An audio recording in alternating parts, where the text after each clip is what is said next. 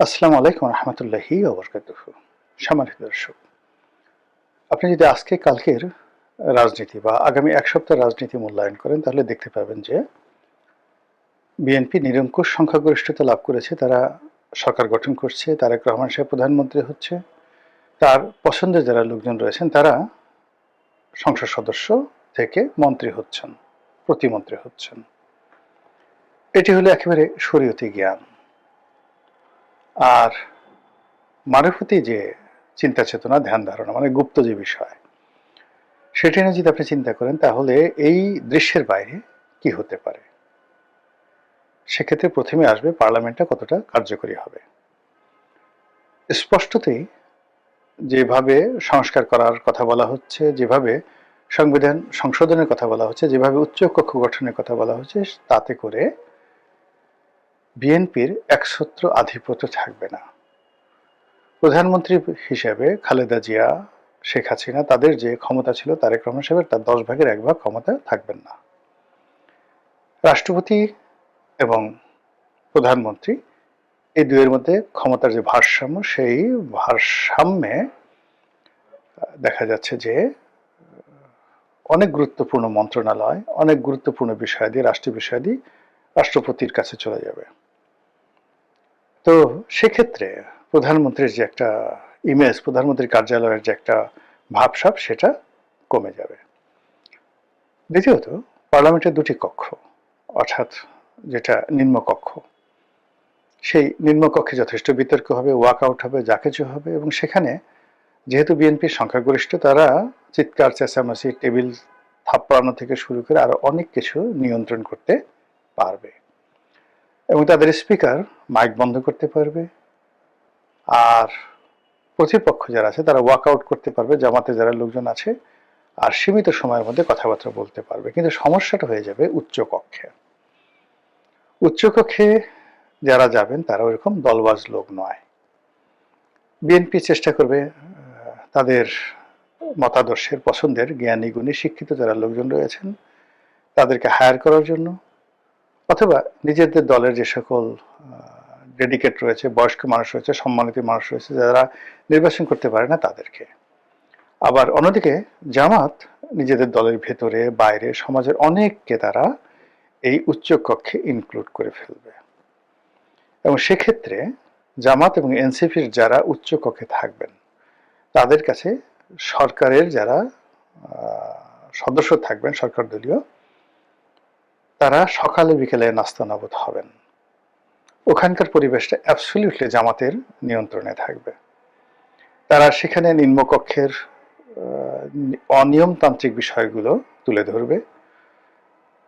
তারা তাদের ইজমা, কিয়াস, কোরআন, হাদিস, শরিয়া আইন, বিভিন্ন টেকনিক্যাল বিষয় নিয়ে ঘন্টার পর ঘন্টা সেখানে আলোচনা করবে, ঠিক ভারতের উচ্চকক্ষের মতো বা ইংল্যান্ডের উচ্চকক্ষের মতো। যেমন দেখা গেলেন আপনি ভারতের যে উচ্চকক্ষ, সেখানে রাম জেঠ মালানি নামক একজন প্রখ্যাত আইনবিদ ছিলেন, মেম্বার অফ পার্লামেন্ট ছিলেন, যিনি একসময় ভারতের সেন্ট্রাল গভর্নমেন্ট বিজেপি সরকারের আইনমন্ত্রী ছিলেন। ভারতের তাকে বলা হয় সবচেয়ে বড় লয়ার। তো এই মানুষটি উচ্চকক্ষে গিয়ে যে ধরনের বক্তব্য দিতেন, কথাবার্তা বলতেন, নরেন্দ্র মোদীর ধুতি খোলা হয়ে যেত। এবং তিনি সেখানে বলতেন যে আমি এই Narendra Modi is a nonsense, stupid. একবার তার রাগ হয়ে তিনি বাস্টার্ড বলে ফেলেছিলেন, যে আমি তার নির্বাচনের সময় টনকে টন, 1 টন মানে 27.5 মণ, টনকে টন টাকা আমি খরচ করেছি। আমি, তাকে বলা হয় 15 কোটি রুপি লয়ার, মানে যে কোনো একটা মামলা তিনি পরিচালনা করলে 15 কোটি টাকা নিতেন। তো one of the richest lawyer around the India subcontinent. তো এই ফলে কি হলো যে এই উচ্চকক্ষ কিন্তু মানে নিম্নকক্ষের চেয়ে উচ্চকক্ষের যে প্রচারণাটা ভারতে ওই সময়টাতে বেশি হয়েছিল। এবারও নিম্নকক্ষের চাইতে বাংলাদেশে উচ্চকক্ষে জামাতের যাদেরকে নিয়োগ দেওয়া হবে তাদের বাগ্মিতা, তাদের কথাবার্তার ধরন, তাদের যে যুক্তি উপস্থাপন, এবং তারা এমন একটা জায়গাতে আলোচনাটা নিয়ে যাবে যে আলোচনাতে বিএনপির যারা লোকজন রয়েছে তাদের কোনো প্রস্তুতি থাকবে না। আর যে বিষয়গুলো জামাত টার্গেট করে আলোচনা করবে সেই বিষয়গুলো বিএনপি আন্দাজই করতে পারবে না। আবার বিএনপি পরবর্তীতে যে বিষয়গুলো আলোচনা করবে ওই বিষয়গুলো আবার জনগণ শুনবে না। এই কারণ হলো আমাদের দেশের মানুষ একটু ধর্ম শুনতে চায়, কিচ্ছা কাহিনী শুনতে চায়, ইতিহাসের গল্প শুনতে চায়। এই কাজগুলো করার জন্য জামাতের যারা নেতাকর্মী তারা অভ্যস্ত। তারা একটা অডিয়েন্সকে 2 ঘন্টা 3 ঘন্টা তারা ব্যস্ত রাখতে পারে মিষ্টি মিষ্টি কথা বলে। আপনি সাইদির একটা ওয়াজি যদি এখনো বাজিয়ে দেন, মানুষ রাস্তায় দাঁড়িয়ে 2-3 ঘন্টা বসে বসে শুনবে। গুলিস্তানে বাজায় দেখেন, বসুন্ধরা মার্কেটে বাজিয়ে দেখেন, সব দোকানপাট বন্ধ করে মানুষ সাইদির ওয়াজ শুনবে। আপনি এখন মির্জা ফখরুল সাহেবের ভাষণ রাস্তায় ছাপিয়ে দেন, চালিয়ে দেন, বিএনপির মধ্যে সবচেয়ে আকর্ষণীয় পুরুষ বক্তব্যের দিক থেকে। তো তার বক্তব্য ছাড়েন, দেখবেন 2 জন লোকও দাঁড়িয়ে শুনবেন না। তো বুঝেন উচ্চ কক্ষে সে কি অবস্থা হবে।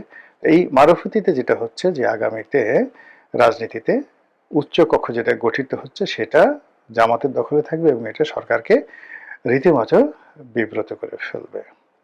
থার্ড যেটা আছে যে নির্বাচন যেটা হয়ে গেল এটা কতদিন টিকবে।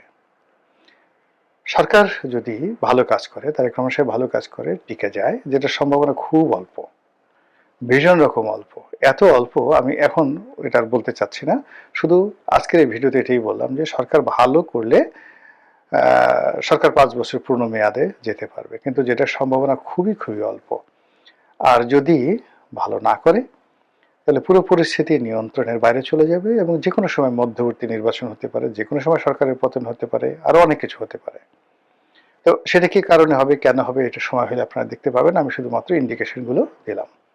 তো সেক্ষেত্রে কি ধরনের রাজনৈতিক পরিস্থিতি তৈরি হবে।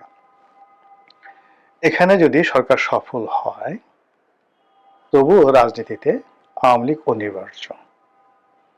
সরকারের এই সফলতার বিরুদ্ধে আরো সফল কিছু করার জন্য, জনমত গঠন করার জন্য জামাত তখন আওয়ামী লীগের দিকে ঝুঁকে যাবে।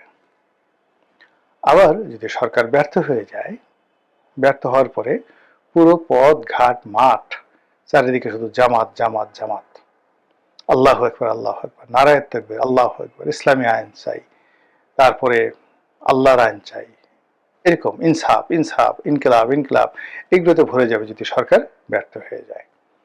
আর সেক্ষেত্রে যদি আওয়ামী লীগের মানে বিএনপির পতন হয় তাহলে জামাত ক্ষমতায় চলে আসবে এবং জামাত একবার ক্ষমতায় আসলে পুরো কোর্স অফ অ্যাকশন রাজনীতির আলাদা হয়ে যাবে। তখন ওই পরিস্থিতিতে সরকারই আহ্বান করে, উইন্ডো তৈরি করে জামাতকে মোকাবেলা করার জন্য আওয়ামী লীগকে নিয়ে আসবে এবং বিএনপি এবং আওয়ামী লীগ সখ্যতা হয়ে যাবে। এবং সেই সখ্যতাটা যেভাবে বাংলাদেশের রাজনীতি সামাল দেওয়ার জন্য জিয়াউর রহমান সাহেব যে শেখ হাসিনাকে এনেছিলেন তিনি তো এমনি এমনি আনেননি। এর কারণ হলো বিরোধী দল না থাকার কারণে, আওয়ামী লীগ না থাকার কারণে জামাত জিয়াউর রহমানের জমানাতে এতটা শক্তিশালী হয়ে পড়েছিল, তখন তিনি বাধ্য হয়ে সেই লং মার্চ করার নামে মাওলানা আব্দুল হামিদ খান ভাসানীকে তিনি নামিয়ে দিয়েছিলেন। কিন্তু তখন তিনি বয়স্ক মানুষ, বুড়া মানুষ, তাকে দিয়ে সেই ভারতের ফারাক্কা লং মার্চ করালেন, কিন্তু কাজ হলো না। তো জামাত শক্তিশালী এবং জামাত এতটা রাজনৈতিকভাবে শক্তিশালী হয়ে পড়েছিল জিয়াউর রহমান সাহেবের জমানাতে যে যদি ইলেকশন হতো ওই সময়টাতে এবং উনি যদি আওয়ামী লীগকে না আনতেন তাহলে হয়তো জামাতি যে এখন যে ভালো কাজগুলো তারা করছে, নির্বাচনে ফলাফল করছে, এটা সেই 1979 সনে এটা হতে পারতো। এবং তখন জামাতের যে প্লেয়ারগুলো যারা ছিলেন ওই সময়টাতে খেলোয়াড়, তাদের সঙ্গে আবার যোগ দিয়েছিলেন মুসলিম লীগের নেতারা। অর্থাৎ জামাত এবং মুসলিম লীগ তখন এক হয়ে গেছিল 76, 77, 78 সনে। এই 3 বছর যারা জামাতের রাজনীতি দেখেছে তারা বুঝতে পারবেন যে ওই সময়টায় তারা কতটা শক্তিশালী ছিলেন। তো সেই জামাতকে মোকাবেলা করার জন্য তখন জিয়াউর রহমান সাহেব মাওলানা মান্নানকে নিলেন।